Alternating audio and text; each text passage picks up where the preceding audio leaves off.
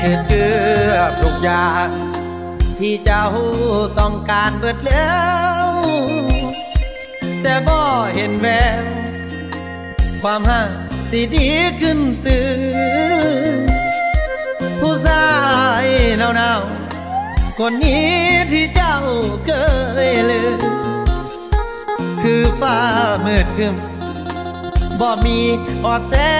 งสว่างแต่ความเป็นจริง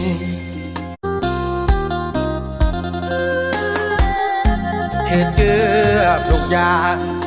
ที่เจ้าต้องการเบิดแล้วแต่บ่เห็นแววความหักสิดีขึ้นตื่